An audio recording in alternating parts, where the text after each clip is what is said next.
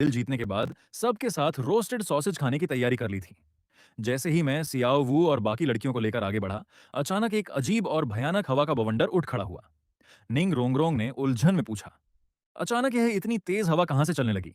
मुझे तुरंत खतरे का एहसास हुआ और मैंने तीनों लड़कियों को अपने पीछे ढाल बनाकर खड़ा कर लिया, क्योंकि यह ऊर्जा बहुत ही खौफनाक थी। तभी मेरे दिमाग में सुदाजी की आवाज गूंजी, मालिक, कोई टाइटल डोलुओ स्तर का महायोद्धा हमारे पास आ रहा है। अगले ही पल काले चोगे में लिपटा हुआ एक विशालकाय और रोबीला आदमी हमारे सामने आ खड़ा हुआ। निंग रोंगरोंग की नजर जैसे ही उसके हाथ में थमे विशाल हथौड़े पर पड़ी, वह हक्के बक्के होकर चिल्ला उठी, क्लियर स्काई हैमर, तुम कौन हो? लेकिन उस आदमी की नजरें सीधे मुझ पर टिकी थीं। वह कड़क आवाज में बोला, छूचिन, इतने सालों से तुम मेरे बेटे को पढ़ा लिखा रहे थे और आज तुमने उसे चोट भी पहुंचाई। ये सुनते ही मैं एक ही पल में उसकी असली पहचान ताड़ गया। क्लियर स्काई डोलू तांगहाओ। अगले ही पल हवा में एक विशाल क्लियर स्काई हैमर प्रकट हुआ और उसके साथ ही दो पीले, दो बैंगनी, चार काले और एक खौफनाक लाल, कुल 9 सोल रिंग्स एक साथ भड़क उठे। झू झुकिंग और निंग रोंगरोंग की आंखें फटी की फटी रह गईं और स्मॉल वू ने मारे डर के मेरा हाथ कसकर पकड़ लिया। खैर छोड़ो, कुछ बच्चों से निपटने के लिए मुझे अपने मार्शल सोल की कोई जरूरत नहीं है। तांग हाओ की आवाज गूंजी और उसका साया एक पल में गायब होकर सीधे मेरी तरफ झपटा। उसकी इस खौफनाक रफ्तार को देखकर मेरे मुंह से भी निकल गया, बहुत तेज। ठीक उसी पल जब उसका मुक्का मुझ पर गिरने ही वाला था कि अचानक मेरे आगे एक चमकदार लाल रंग की शील्ड स्लैश सुरक्षा कवच प्रकट हो गई।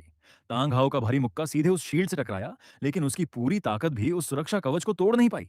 तभी पीछे से एक बेहद नशीली और मनमोहक आवाज आई, मेरे मालिक पर हाथ उठाने की हिम्मत की तुमने? अब तुम्हारा काम तमाम है। सुदाजी सबके सामने प्रकट हुई। निंग रोंगरोंग खुशी से झूमते हुए चिल्लाई, सुदाजी दीदी। सुदाजी ने अपना martial soul nine tailed demon fox चालू कर दिया। दो पीले, दो बैंगनी, एक काला और चार लाल, कुल 9 सोल रिंग्स हवा में जगमगा उठे। उनमें से चार तो 1 लाख साल पुरानी सोल रिंग्स थीं। स्मॉल वू और बाकी तीनों लड़कियां पूरी तरह सन्न रह गईं और तांग हाउ का चेहरा भी खौफ से गंभीर हो गया, क्योंकि सामने खड़ी ये औरत एक लिमिट डोलुओ लेवल 99 थी। छठी soul skill, demon fox chaos. अनगिनत लोमड़ियों की खौफनाक परछाइयां तांग हाओ की तरफ झपटी। तांग हाओ ने अपने क्लियर स्काई हैमर से बचाव करने की कोशिश की, लेकिन उसे एहसास हुआ कि दोनों की ताकत में जमीन आसमान का फर्क था और वह बस पीछे हटने पर मजबूर था। सुदाजी ने हल्की सी मुस्कान के साथ कहा, एक 95वें स्तर के टाइटल डोलू के हिसाब से तुम काफी अच्छे हो, लेकिन अफसोस कि मुझसे मुकाबले में तुम अब भी बहुत पीछे हो। सुदाजी के तूफानी हमलों के आगे तांग हाओ आखिरकार बुरी तरह जख्मी हो गया और उसकी छाती पर दो गहरे घाव बन गए। सामने खड़ी इस महान लिमिट डोलुओं को देखकर उसे एहसास हो गया कि छू चिन्ह के साथ खड़े लोगों की ताकत उससे कहीं ज्यादा है। मजबूरन उसे दिल पर पत्थर रखकर वहां से पीछे हटना पड़ा। सुदाजी पीछा करने ही वाली थी कि मैंने उसे रोक लिया। उसे एक सबक सिखाना ही काफी था। भागते हुए दुश्मन का पीछा करने की जरूरत नहीं है। मैंने तांग हाओ को जान से इसलिए नहीं मारा क्योंकि उसकी बहन तांग युए हुआ मेरे लिए बहुत खास और अजीज इंसान थी। इसके बाद सुदाजी ने अपना मार्शल सूल वापस समेटा और मेरे पास आकर खड़ी हो गई। सियाओ वू ने हैरान होकर पूछा, ये कौन है और ये इतनी ज्यादा ताकतवर क्यों है? सुदाजी ने मुस्कुराते हुए जवाब दिया, मैं मालिक की वफादार मातहत हूं। क्या आप एक लिमिट डोलू हैं? स्मॉल वू ने फटी आंखों से पूछा। हाँ, सुदाजी ने सिर हिलाकर मुस्कुराते हुए कहा, और मुझे तो तुम्हारी असलियत भी शुरू से ही पता है। स्मॉल वू की पुतलियां मारे सदमे के फैल गईं। सुदाजी ने आगे कहा, और तो और चू चिन मालिक को भी यह बात पहले से पता है। इसमें कोई शक नहीं था कि सुदाजी जिस बात का जिक्र कर रही थी वह स्मॉल वू का असली रूप था। एक 1 लाख साल पुरानी सॉफ्ट बोन रैबिट, एक सोल दुलुओ, लेवल 80 प्लस स्तर का योद्धा भी आसानी से किसी सोल बीस्टा के इंसान रूप को पहचान सकता था। यह सुनते ही स्मॉल वू ने बेहद हैरान और भावुक नजर से छू चिन की तरफ देखा। छू चिन ने प्यार से मुस्कुराते हुए कहा, तुम्हारी असली पहचान मुझे बहुत पहले से पता है, लेकिन तुम चाहे कोई भी हो, तुम हमेशा मेरी प्यारी स्मॉल वू ही रहोगी। स्मॉल वू की आंखों में आंसू आ गए। शुक्रिया छूचिन, आपका बहुत बहुत शुक्रिया। मैंने उसके सिर पर हाथ रखकर प्यार से सहलाया। फिर मैंने झू झुकिंग की तरफ देखकर पूछा, झुकिंग, अब तो तुम्हें मेरी ताकत और काबिलियत पर कोई शक नहीं है ना? झू झुकिंग ने पूरी तरह कायल होकर सिर हिलाया। एक लिमिट डोलू का साथ होना पूरे महाद्वीप पर अपना परचम लहराने के लिए काफी था। मैंने तीनों लड़कियों को ताकीद करते हुए कहा कि सूद आजी के बारे में किसी बाहर वाले को पता नहीं चलना चाहिए। वह हमेशा चुपके से हमारी ढाल बनकर रक्षा करेगी। तीनों लड़कियों ने एक साथ हाँ में सिर हिलाया। फिर मैंने हंसते हुए माहौल को हल्का किया। चलो, अब बिना किसी फिक्र के रोस्टेड सॉसेज बारबेक्यू खाने चलते हैं। इस तरह एक बड़ा खतरा टल गया। लेकिन दूसरी तरफ अभी अभी लौट कर आए फ्लैंडर के सामने बर्बाद हुई अकादमी को देखकर फ्लैंडर के होश उड़ गए। आसपास की इमारतें मलबे में तब्दील हो चुकी थीं। वे गुस्से में चिल्लाए, कौन, आखिर किसने मेरी अकादमी का यह हाल किया है? असल में सूदाजी और तांग हाओ के बीच हुई खौफनाक जंग ने श्रेक अकादमी को बहुत भारी नुकसान पहुंचाया था। मुसीबत टल जाने के बाद मैं तीनों लड़कियों को लेकर रोस्टेड सॉसेज की दावत का मजा लेने चला गया। रात को मुझे फिक्र हुई कि झू झुकिंग नए माहौल में अकेली सोने में घबराएगी, इसलिए मैंने उसे अपने ही कमरे में रोक लिया। लेकिन अफसोस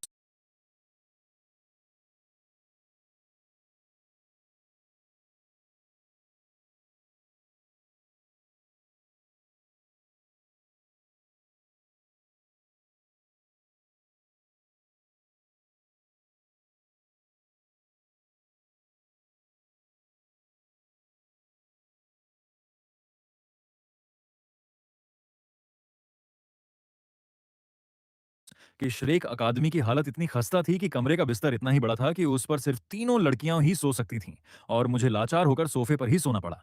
मुझे लगा था कि आज रात का सारा मजा किरकिरा हो गया। लेकिन तभी बिस्तर पर लेटी निंग रोंगरोंग ने अचानक झू झुकिंग से पूछा, झुकिंग, तुम्हारी फिगर इतनी परफेक्ट और शानदार कैसे है? सच कह रही हूं, मुझे बिल्कुल भी जलन नहीं हो रही। झू झुकिंग ने शर्माते हुए जवाब दिया, हमारे परिवार में सभी की फिगर ऐसी ही होती है। स्मॉल वू सियाओ वू ने भी उत्सुक होकर पूछा, क्या तुम हमें दिखा सकती हो? हम ठीक है। झू झुकिंग ने झिझकते हुए सिर हिलाया। अगले ही पल स्मॉल वू और निंग रोंगरोंग के मुंह से दाद देने वाली चीखें निकल पड़ीं। बिस्तर पर चल रही इस खुसर पुसर और शरारत भरी आवाजों को सुनकर मेरी आंखें भी खुल गईं। सामने का नजारा देखकर मैं बस यही सोच पाया, आज की रात वाकई कभी न भूलने वाली है। तीनों देवियां एक साथ जो थीं, देखते ही देखते एक महीना गुजर गया। एक दिन फ्लैंडर ने मुझे झाओवुजी और श्रेक सेवन डेविल्स को एक साथ बुलाया। मैं मन ही मन इसकी वजह पहले से जानता था, क्योंकि कल ही ऑस्कर का लेवल 30 पूरा हुआ था। कहानी के मुताबिक अब सब लोग एक बेहद खतरनाक लेकिन मौकों से भरी जगह पर जाने वाले थे। फ्लैंडर ने ऐलान किया, ऑस्कर का लेवल 30 पूरा हो चुका है और वह सबसे कम उम्र का फूड टाइप सोल मास्टर बन गया है। आगे का सफर छूचिन और झाओ वुजी की अगुवाई में होगा, जहां सब स्टार्डो फॉरेस्ट जाकर ऑस्कर के लिए उसकी तीसरी सोल रिंग हासिल करेंगे और साथ ही सब अपना अभ्यास भी करेंगे। ये खबर सुनते ही मेरे अलावा बाकी सभी लोग काफी एक्साइटेड हो गए, खासकर स्मॉल वू। जब फ्लैंडर ने मुझे जिम्मेदारियां बांटने को कहा, तो मैंने झाओ वुजी की तरफ देखकर कहा, तांग सान, दई मुबाई, ऑस्कर और मा होंगजुन आपके साथ रहेंगे। मैं निंग रोंगरोंग, झू झुकिंग और स्मॉल वू को संभालूंगा। झाओ वुजी को इस पर कोई ऐतराज नहीं था। आखिरकार वे मेरी ताकत के कायल हो चुके थे। लेकिन मा होंगजुन चिढ़ गया और चिल्लाया, ये क्या बात हुई? तीनों लड़कियां सिर्फ आपके ग्रुप में क्यों रहेंगी? मैंने बस एक हल्की सी मुस्कान के साथ कहा, तुम खुद ही सोचो, मैं कि इंसान अपनी अपनी प्रेमिकाओं का ख्याल रखे तो इसमें हर्ज ही क्या है? मेरी ये बात सुनते ही सबके सब सन्न रह गए, खासकर तांगसान और दई मुबाई। माँ होंगजुन का तो मुंह फटे का फटा रह गया। अरे यार, अब समझ आया कि तीनों हसीन लड़कियां मेरी तरफ मुड़कर भी क्यों नहीं देखती थीं। वे सब तो छूचिन टीचर की हैं। ऑस्कर ने भी लाचार होकर एक ठंडी सांस भरी। उसे निंग रोंगरोंग पर थोड़ा क्रश था, लेकिन अब उसे अपना इरादा छोड़ना ही पड़ा। आखिरकार जब खुद प्रिंसिपल फ्लैंडर और झाओ वुजी मुझसे पंगा लेने की हिम्मत नहीं रखते थे, तो किसी और की क्या औकात थी? मैं तीनों लड़कियों को लेकर कैरेज में आराम से सवार होकर आगे निकल गया। ये देखकर झाओ वुजी ने बेशर्मी से कहा, प्रिंसिपल साहब, मैं भी बग्घी में बैठकर जाऊंगा। फ्लैंडर ने अपना चश्मा थोड़ा ऊपर खिसकाया और बोले, अपने पैसों से किराए पर लो। मजबूरी में झाओ वुजी को बाकी लड़कों के साथ पैदल ही भागकर पीछा करना पड़ा। इस तरह मैं तीनों लड़कियों के साथ बग्घी में बैठकर ठंडी हवा के मजे ले रहा था, जबकि दूसरी तरफ झाओ वुजी, तांग सांड और बाकी चारों लड़कों को लेकर पीछे पीछे हाँफते हुए दौड़ रहे थे। कुछ वक्त के सफर के बाद सब आखिरकार स्टारडो फॉरेस्ट के मुहाने पर पहुंच गए, जो डोलू महाद्वीप पर सोल बीस्ट्स की सबसे खतरनाक और बड़ी जगहों में से एक थी। स्टारडो फॉरेस्ट के प्रवेश द्वार पर खड़ी होकर निंग रोंगरोंग ने खुशी से कहा, आखिरकार हम पहुंच ही गए। सियाओ वो तो खुशी से उछल ही पड़ी, वाह, कितना मजा आ रहा है, आखिरकार मैं अपने घर आ ही गई। उसकी बात सुनकर निंग रोंगरोंग और झू झुकिंग दोनों उलझन में पड़ गईं। मैंने तुरंत बात संभाली, यहाँ का माहौल और हवा इतनी ताजा और अच्छी है कि इसे अपने घर जैसा ही एहसास हो रहा है। मैंने सामने फैले विशाल जंगल को देखा और तीनों लड़कियों को संजीदगी से ताकीद की, भले ही यह जंगल बाहर से खूबसूरत दिख रहा हो, लेकिन इसके अंदर खौफनाक खतरे छुपे हैं। आगे बढ़ते वक्त मेरी नजरों से ओझल मत होना। तीनों लड़कियों ने मासूमियत से सिर हिलाकर हाँ कहा। उसी पल मेरे दिमाग में अचानक सिस्टम की आवाज गूंज उठी, डिंग, गॉड्स मिशन चालू। मैंग ईरान को फिनिक्स टेल्ड क्रेस्ट सरपेंट का सोल रिंग हासिल करने में मदद करें और ड्रैगन ड्यूक और सेनेक नानी को हराएं। इनाम, मेंग ईरान का 100% स्नेह, एक फियर्स बीस्ट का वफादार साथी, ब्लू आई ड्रैगन किंग, 3 स्तर की सोल पावर बढ़ाने वाली पिल और ऑनस्पिशियस बीस्ट एजियो ड्रैगन का सोल रिंग। इनामों की लिस्ट सुनते ही मेरे होंठों पर एक गहरी मुस्कान खिल गई, क्योंकि मेरी चौथी खुशी और नया प्यार अब बहुत जल्द मेरे पास आने वाला था। चूचिन, तुम अकेले अकेले क्या मुस्कुरा रहे हो? स्मॉल वू ने जब छू चिन के चेहरे पर वह शरारत भरी मुस्कान देखी तो उत्सुक होकर पूछा, कुछ नहीं तो? मैंने मुस्कुराकर बात टाल दी। छू चिन ने अपनी पुरानी यादों को समेटते हुए मुस्कुराकर कहा, चलो अब जंगल के अंदर चलते हैं। तभी झू झुकिंग ने अचानक कहा, छू चिन, अगर रास्ते में कोई कमजोर सोल बीस्ट मिले तो क्या तुम बीच में नहीं पड़ोगे? मैं अपनी कॉम्बैट स्किल्स सुधारना चाहती हूँ। निंग रोंगरोंग ने भी चहकते हुए कहा, मैं भी देखना चाहती हूँ कि इन दिनों मुझ में कितना सुधार आया है। मैंने मुस्कुराकर हाँ में सिर हिलाया। ठीक है, 1000 साल से कम उम्र के जीवों से तुम दोनों ही निपटोगी। दोनों लड़कियों को शिकार के लिए इतना उतावला देखकर सियाओ वू का मन थोड़ा उदास हो गया। मुझे तुरंत इसका एहसास हो गया तो मैंने धीमी आवाज में उसे समझाया, ताकतवर का कमजोर पर राज करना ही तो इस जंगल का कुदरती नियम है। ये जीव भी तो पेट भरने के लिए दूसरे जीवों का शिकार करते हैं। मेरी बात सुनकर स्मॉल वू का मन साफ हो गया और उसके चेहरे पर फिर से मुस्कान लौट आई। हाँ, तुम सही कह रहे हो, चलो फिर चलते हैं। मैं स्मॉल वू, निंग रोंगरोंग और झू झुकिंग को लेकर औपचारिक रूप से स्टारडो फॉरेस्ट के अंदर दाखिल होने ही वाला था कि पीछे से हाँफती हुई आवाजें आईं। छू चिन, जरा रुको, हमारे लिए भी रुको। पीछे मुड़कर देखा तो झाओ वुजी, तांग सांड, दई मुबाई, माँ होंगजुन और ऑस्कर को घसीटते हुए आ रहे थे। सब पसीने से तरबतर थे। ऑस्कर तो सीधे जमीन पर ढह गया। आह, आखिरकार हम पहुंच ही गए। उनकी यह बुरी हालत देखकर मैं अपनी हंसी न रोक सका। झाओ वुजी, आप तो इतने बड़े सोल सेंट हैं, फिर भी आपका स्टेमिना इतना बेकार कैसे है? झाओ वुजी ने लाचार होकर कहा, श्रेक अकादमी से यह जगह 100 मील से भी ज्यादा दूर है। आप तो बग्घी में मजे से बैठकर आए हैं, आपके लिए बोलना बहुत आसान है। निंग रोंगरोंग ने दई मुबाई की तरफ देखकर ताना मारा। अरे, कोई तो यहाँ बहुत अमीर बनता था ना, अब क्या एक बग्घी भी किराए पर लेने के पैसे नहीं बचे? मैं बस हल्का सा मुस्कुराया और तीनों लड़कियों को लेकर जंगल में आगे बढ़ गया। अभी अभी जमीन पर बैठा माँ होंगजुन घबरा कर चिल्लाया, चू चिन टीचर, हमारे लिए रुकिए तो सही। स्टारडो फॉरेस्ट के अंदर का माहौल बहुत ही ठंडा और ताजा था, लेकिन आगे का पूरा रास्ता कांटेदार झाड़ियों से ढका हुआ था। आगे का रास्ता बंद देखकर मैंने सीधे हुक्म दिया, दई मुबाई, रास्ता साफ करो। दई मुबाई का चेहरा मारे गुस्से के लाल हो गया। मैं ही क्यों? इससे पहले कि मैं कुछ कहता, जाओ, वो जी ने कड़क आवाज में याद दिलाया, टीचर के हुक्म की नाफरमानी करने की क्या सजा होती है, पता है ना? दई मुबाई को मजबूरी में दांत भींचकर अपना मार्शल सोल चालू करना पड़ा और अपने बाघ जैसे पंजों से झाड़ियों को काट काट कर रास्ता बनाना पड़ा। जब रास्ता साफ हो गया तो मैंने ऑस्कर से पूछा, ऑस्कर, अपनी तीसरी सोल रिंग से तुम किस तरह की ताकत हासिल करना चाहते हो? ऑस्कर ने कहा, मेरी पहली दोनों सोल स्किल्स तो बस सेहत सुधारने के लिए थी, इस बार मुझे कोई खास या अनोखी ताकत चाहिए। मैंने मुस्कुराकर कहा, तब तो तुम्हें उड़ने की ताकत ही चुननी चाहिए। आखिरकार एक flying type support soul skill पूरी टीम के लिए बहुत फायदेमंद साबित होती है। अभी हम बात कर ही रहे थे कि माँ होंगजुन ने अचानक सामने उंगली दिखाई। वहां देखो, एक उड़ने वाला सांप है। सबने मुड़कर देखा तो 6-7 मीटर लंबा एक चमकदार लाल रंग का विशाल सांप दिखाई दिया। उसकी पीठ पर 2 पंख थे और सिर पर एक चमकदार लाल कलंगी बनी हुई थी। झाओ वुजी, और मैंने एक साथ उसे पहचान लिया, phoenix tail crest serpent.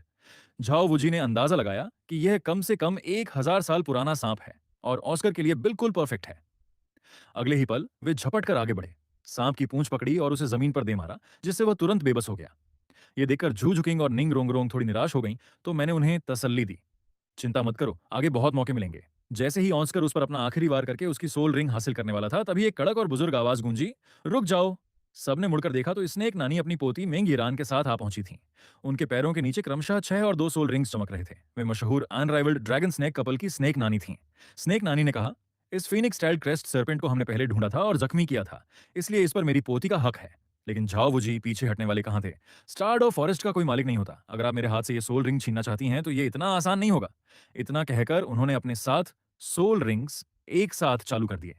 Zhao वुजी की सोल सेंट ताकत देखकर स्नेक नानी थोड़ा हैरान हुई। ओह, तो तुम इमूवेबल ब्राइट किंग हो? इसके बाद उन्होंने अपनी पहचान बताई। लेकिन झाओ वुजी को जब मेरी मौजूदगी का ख्याल आया तो वे अपनी जगह पर डटे रहे। तभी स्नेक नानी ने एक रास्ता निकाला, चलो ऐसा करते हैं, मेरी पोती और तुम्हारी उस चेले के बीच मुकाबला करवाते हैं जिसे ये सोल रिंग चाहिए। जो जीतेगा सोल रिंग उसी की होगी। झाओ वुजी ने मना किया, फिर भी बात नहीं बनेगी। मेरा ये चेला एक food type support soul master है, ये लड़ाई नहीं कर सकता। स्नेक नानी को यकीन नहीं हुआ कि इतनी कम उम्र में कोई support soul master great soul master बन सकता है। झाओ वुजी ने कहा, ऑस्कर, अपना मार्शल सोल दिखाओ।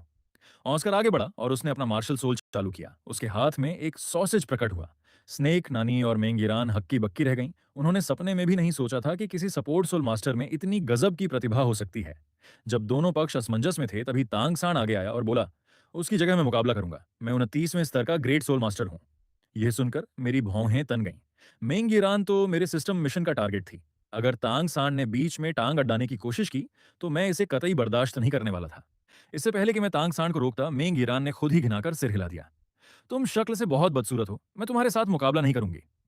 ये सुनते ही पूरे मैदान में सन्नाटा छा गया।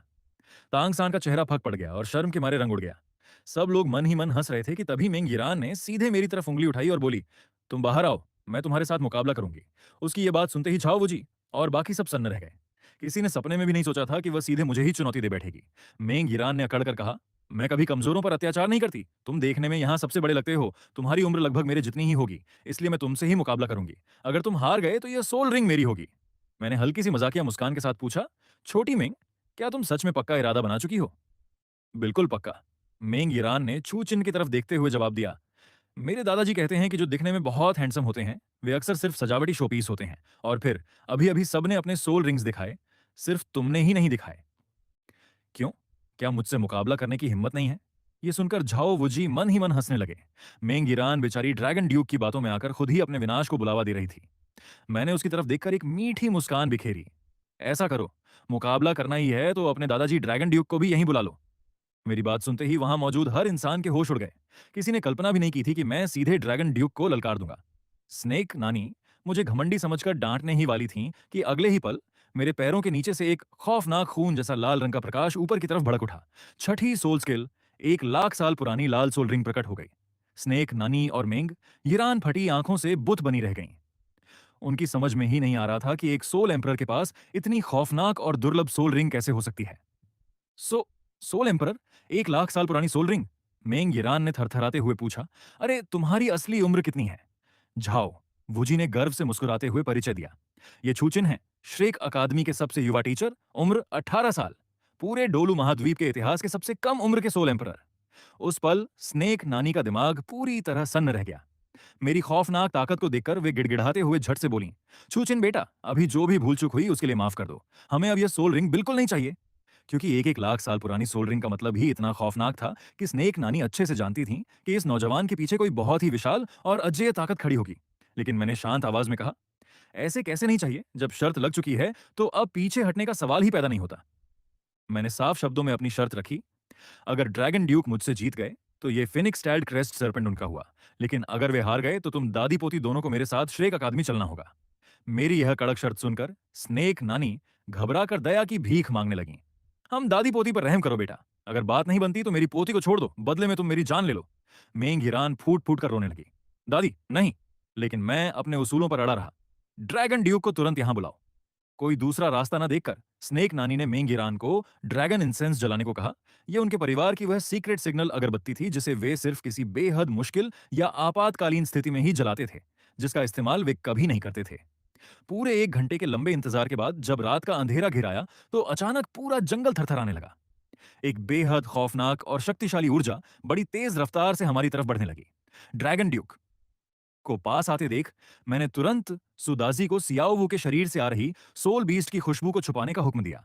आखिरकार ड्रैगन ड्यूक बहुत ताकतवर थे, अगर उन्हें स्मॉल वू की असलियत का पता चल जाता तो बात फालतू में बिगड़ सकती थी। सुदाजी ने फौरन जवाब दिया, कोई बात नहीं मालिक, काम हो गया। जंगल में तूफानी हवाएं चलने लगीं और तभी एक रौबीला बुजुर्ग सामने प्रकट हुआ। उनके सिर के बाल बिल्कुल चांदी जैसे सफेद थे, हाथ में एक गरुड़ ड्रैगन का डंडा था और उनके पैरों के नीचे 2 पीले, 3 बैंगनी और 3 काले, कुल 8 सोल रिंग्स चमक रहे थे। मेंग ईरान खुशी से रो पड़ी, दादाजी। ड्रैगन ड्यूक ने अपनी कड़क आवाज में कहा, ईरान डरने की बिल्कुल जरूरत नहीं है, तुम्हारे दादाजी आ गए हैं। अपने परिवार को जख्मी देखकर ड्रैगन ड्यूक ने अपनी खौफनाक नजरें सीधे झाओ वुजी पर टिका दी।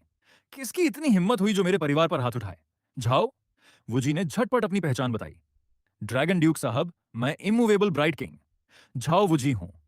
लेकिन ड्रैगन ड्यूक का गुस्सा कम नहीं हुआ। इससे पहले कि झाओ वुजी सफाई देते, मैं सीधे आगे आया और बोला, आपको मैंने ही यहां बुलवाया है। ड्रैगन ड्यूक ने भौहें सिकोड़कर पूछा, उच्चम, तुमने मुझे क्यों बुलवाया है? तभी स्नेक नानी ने उनके कान में झुककर चुपके से कुछ शब्द कहे। इसकी छठी सोल रिंग 1 लाख साल पुरानी लाल सोल रिंग है। 1 लाख साल पुरानी सोल रिंग। ये शब्द सुनते ही ड्रैगन ड्यूक के चेहरे का रंग फक पड़ गया। उन्होंने तुरंत लहजा बदलकर संजीदगी से पूछा, क्या मैं जान सकता हूं कि आप किस महान सेक्ट स्लैश परिवार से ताल्लुक रखते हैं? मैंने हल्की सी मुस्कान के साथ कहा, शूरवीरों की कोई जात या खानदान नहीं पूछा जाता। इसके बाद मैंने सीधे अपनी शर्त दोहराई कि अगर वे जीत गए तो यह फीनिक्स टेल्ड क्रेस्ट सर्पेंट उनका होगा, लेकिन अगर वे हार गए तो मेंग ईरान को मेरे साथ ही रुकना होगा। मेरी यह शर्त सुनकर झाओ वुजी, तांग सान और दई मुबाई के होश उड़ गए। उन्हें यकीन ही नहीं हो रहा था कि मैं स्मॉल वू, निंगरोंगरोंग और जू जुकिंग के सामने ही एक और लड़की मेंग यिरान को अपने पास रोकने का सौदा कर रहा था, लेकिन उन्हें इससे भी बड़ा झटका तब लगा जब उन्होंने देखा कि स्मॉल वू, निंग रोंगरोंग और जू झुकिंग जरा सा भी गुस्सा नहीं हुई, बल्कि वे तो बिल्कुल शांत और बेफिक्र खड़ी थीं। ड्रैगन ड्यूक ये सुनकर गुस्से से लाल हो गए। घमंडी लड़के, यिरान मेरी जान से भी ज्यादा अजीज है। मुझे तुम्हारी यह चुनौती मंजूर है।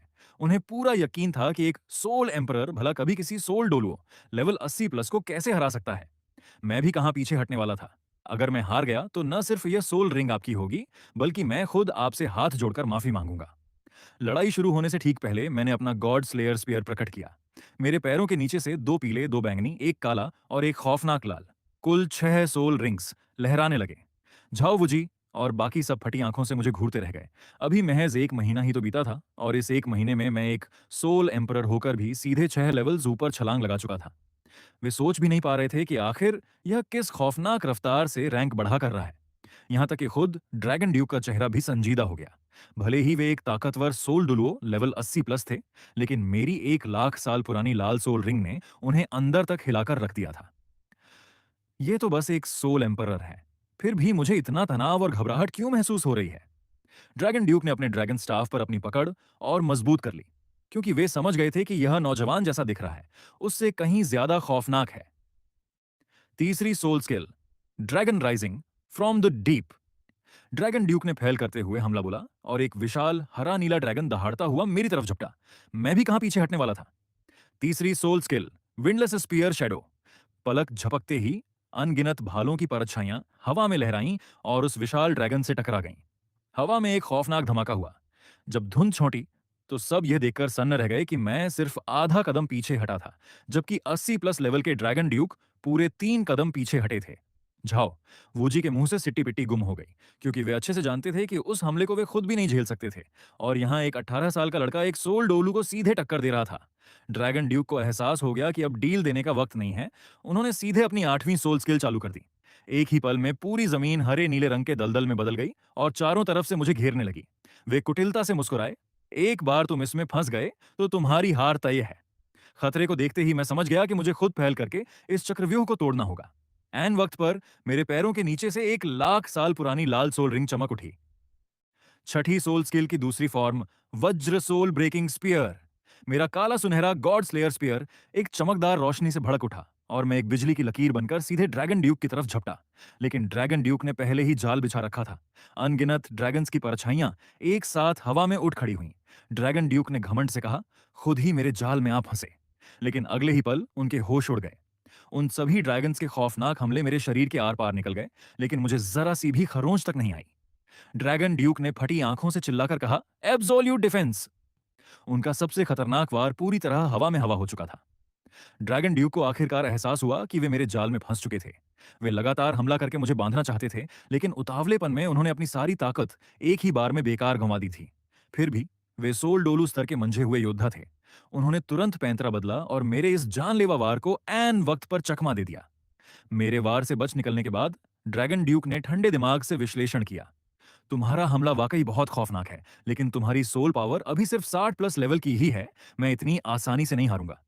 अगले ही पल उन्होंने अपनी 7वीं soul skill, dragon bone staff true form चालू कर दी।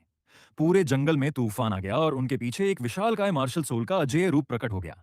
एक असली सोल डोलू की असली ताकत आखिरकार भड़क उठी थी।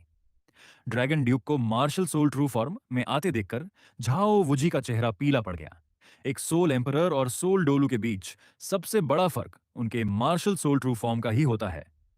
इस समय ड्रैगन ड्यूक की ताकत कई गुना बढ़ चुकी थी और उनकी खौफनाक सोल पावर लहरों की तरह चारों तरफ फैल रही थी। मैंने पहली बार किसी के मार्शल सोल ट्रू फॉर्म के इस दबाव को महसूस किया, यहां तक कि मेरे पैर भी थोड़े झुक गए। लड़के, अब देखता हूं कि तुम मेरे इस वार को कैसे झेलते हो। ड्रैगन ड्यूक ने एक दहाड़ लगाई और उनके ड्रैगन बोन स्टाफ की विशालकाय परछाई आसमान से सीधे नीचे गिरी। पल भर में आसपास की पूरी जमीन फट गई और मैं उस खौफनाक दबाव के जाल में ऐसा फंसा कि 1 इंच हिलना भी मुश्किल हो गया। सबके दिलों में यह डर बैठ गया, क्या छूचिन सच में हारने वाला है? ये देखकर झाओ वुजी और बाकी सभी लोग बेहद तनाव में आ गए, क्योंकि मेरी 1 लाख साल पुरानी सोल स्किल तो इस्तेमाल हो चुकी थी, लेकिन मार्शल सोल ट्रू फॉर्म वाले ड्रैगन ड्यूक के आगे फिर भी कोई रास्ता नहीं दिख रहा था। तांगसान और दई मुबाई मन ही मन आस लगाए बैठे थे कि काश मैं हार जाऊं और मुझे नीचा देखना पड़े, जबकि दूसरी तरफ मेंगी ईरान को अचानक मेरी सलामती की चिंता होने लगी थी। अपने ऊपर गिरते हुए उस विशाल ड्रैगन बोन स्टाफ को देखकर मेरे होंठों पर एक हल्की सी मुस्कान तैर गई। फिक्र मत करो, मैं इतनी आसानी से हार मानने वालों में से नहीं हूं। अगले ही पल मैंने अपने गॉड स्लेयर स्पीयर को बाएं हाथ में पकड़ा और मेरे दाहिने मुक्के से एक चमकदार सुनहरी रोशनी भड़क उठी। मैंने तुरंत अपनी सोलबोन स्किल चालू कर दी। Time delay domain. जैसे ही टाइम डोमेन फैला, 10 मीटर के दायरे में मौजूद हर चीज की रफ्तार बेहद धीमी हो गई। यहां तक कि ड्रैगन ड्यूक का वह खौफनाक हमला भी मानो हवा में ही थम सा गया। ये ये किस तरह की खौफनाक ताकत है? ड्रैगन ड्यूक ने हक्के बक्के होकर पूछा। लेकिन उन्हें जल्द ही लगा कि इस डोमेन का असर मुझ पर भी पड़ रहा है, इसलिए वे सोचने लगे कि यह चालबाजी को पलट नहीं सकती। तुम गलत सोच रहे हो, मैंने शांत आवाज में मुस्कुराकर कहा। मैंने तुरंत अपनी छठी सोल स्किल सकिड्रेसोफमेवा पिचासोस इन ओसत्यन फैंटम स्पीयर चालू कर दी। यह स्किल किसी भी तरह के कंट्रोल इफेक्ट से पूरी तरह आजादी देती थी, इसलिए समय का यह धीमापन मुझ पर पूरी तरह बेअसर साबित हुआ। अगले ही पल मेरी रफ्तार वापस नॉर्मल हो गई, जबकि ड्रैगन ड्यूक का विशाल डंडा अभी भी बेहद धीमी रफ्तार से नीचे गिर रहा था। पलक झपकते ही मेरा गॉड स्लेयर स्पीयर उस डंडे को चकमा देते हुए सीधे ड्रैगन ड्यूक के गले की तरफ बढ़ा। ड्रैगन ड्यूक ने अपनी आंखें मूं लीं, उन्हें लगा कि आज उनका अंत तय है। लेकिन आखिरी पल में मेरे भाले की नोक उनके गले से महज 3 इंच दूर जाकर रुक गई। मैंने असल में उन पर वार नहीं किया था। तुमने तुमने मुझे मार क्यों नहीं डाला? ड्रैगन ड्यूक ने फटी आंखों से पूछा। मैंने अपना गॉड स्लेयर स्पीयर वापस समेटा और बेपरवाही से कहा, यह तो बस एक दोस्ताना मुकाबला था, मैं आपकी जान क्यों लूंगा? इसके बाद मैंने ऐलान किया, ड्रैगन ड्यूक, आप हार चुके हैं। ये फेनिक्स स्टाइल क्रेस्ट सर्पेंट हमारा हुआ और शर्त के मुताबिक मेंग गिरान यहीं रुकेगी। लेकिन ड्रैगन ड्यूक ने इनकार में सिर हिलाया। ईरान मेरी पोती है, मैं उसे कभी तुम्हारे हवाले नहीं करूंगा। मैंने उन पर कोई जबरदस्ती नहीं की और बस इतना कहा, अगर ईरान खुद यहां नहीं रुकना चाहती तो इस शर्त को रद्द किया जा सकता है। लेकिन अगले ही पल मेंग ईरान ने बड़ी मजबूती से कहा, दादाजी, मैं इनके साथ जाने के लिए तैयार हूं। ड्रैगन ड्यूक और स्नेक नानी को सपने में भी उम्मीद नहीं थी कि उनकी पोती इतनी आसानी से हां कह देगी। उन्हें चिंता थी कि छू चिन के साथ पहले से ही इतनी लड़कियां हैं, तो कहीं मेंग ईरान को दुख और अन्याय न सहना पड़े। लेकिन मेंग ईरान ने दृढ़ता से कहा, जब हम शर्त हार चुके हैं तो हमें अपना वादा निभाना चाहिए, और मुझे पूरा भरोसा है कि छू चिन कोई बुरे इंसान नहीं है। दादाजी, दादी, एक बार मुझ पर भरोसा करके देखिए, मेंग ईरान ने संजीदगी से कहा। उसे अपने फैसले पर पूरा यकीन था और वह जानती थी कि मेरे साथ रहकर उसे एक बिल्कुल अलग और शानदार जिंदगी मिलेगी। आखिरकार ड्रैगन ड्यूक और स्नेक नानी ने एक ठंडी सांस भरी और सिर हिलाया। ठीक है बेटा, जब तुमने फैसला कर ही लिया है तो हम तुम्हारी मर्जी का सम्मान करते हैं। जाने से पहले ड्रैगन ड्यूक ने मेरी तरफ देखकर कहा, हम ईरान को आपके पास छोड़ने के लिए तैयार हैं, लेकिन हम आखिरी बार उससे अकेले में कुछ बात करना चाहते हैं। मैंने मुस्कुराकर हाँ कह दिया। इसी बीच ड्रैगन ड्यूक ने मन ही मन तय कर लिया था कि वे जल्द से जल्द मेरी असली पहचान का पता लगाएंगे, क्योंकि इस 18 साल के सोल एम्परर के पीछे की ताकत कोई मामूली ताकत नहीं हो सकती थी।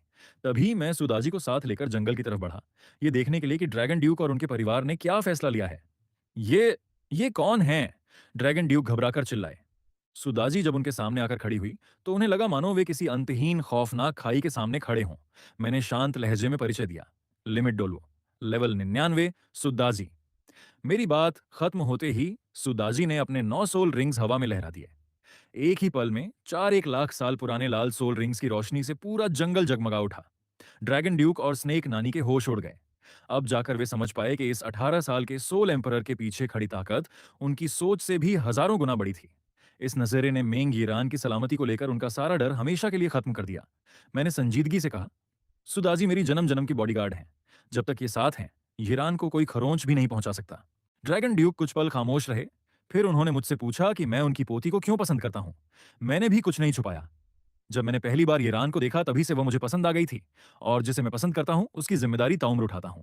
फिर मैंने अपने पास खड़ी सियाओ वू, निंग रोंग रोंग और झू झुकिंग की तरफ इशारा करते हुए कहा, मेरी ये तीनों साथी भी बेहद खुश और आजाद जिंदगी जी रही हैं। ड्रैगन ड्यूक ये सुनकर मुस्कुरा दिए। बहुत साफ दिल और बेबाक इंसान हो तुम।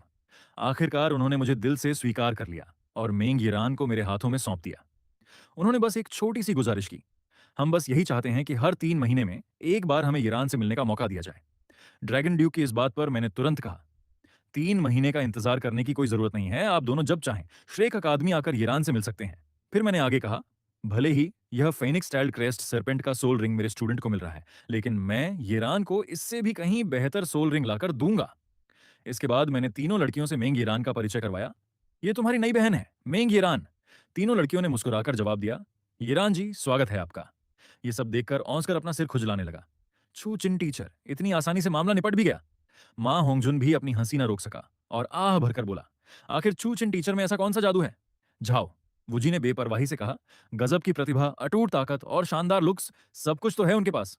माँ होंगजुन ने लाचार होकर कहा, रहने ही दीजिए, मैं कई जन्म भी ले लूं तब भी चू चिन टीचर की बराबरी नहीं कर पाऊंगा।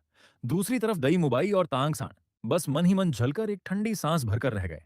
जाओ, वुजी ने सब लड़कों को समझाते हुए कहा, अगर ऐसी ताकत हासिल करनी है तो अपनी ट्रेनिंग पर ध्यान दो, वरना ताउम्र दूसरों से जलते ही रह जाओगे। रात धीरे धीरे गिरने लगी थी, इसलिए झाओ वुजी ने वहीं तंबू गाड़कर डेरा डालने का फैसला किया। लेकिन मैंने कहा, मैं ईरान को उसकी तीसरी सोल रिंग दिलाने ले जा रहा हूं और सियाओ वू तथा बाकी लड़कियां भी मेरे साथ ही चलेंगी। झाओ, वुजी ने सुरक्षा के लिए साथ चलने की पेशकश की, लेकिन मैंने मना कर दिया। जरूरत नहीं है, हम बहुत जल्द वापस लौट आएंगे। झाओ वुजी और बाकी लोगों को वहीं छोड़कर मैं स्मॉल वू, निंग रोंग रोंग, जू जुकिंग और मेंग ईरान को लेकर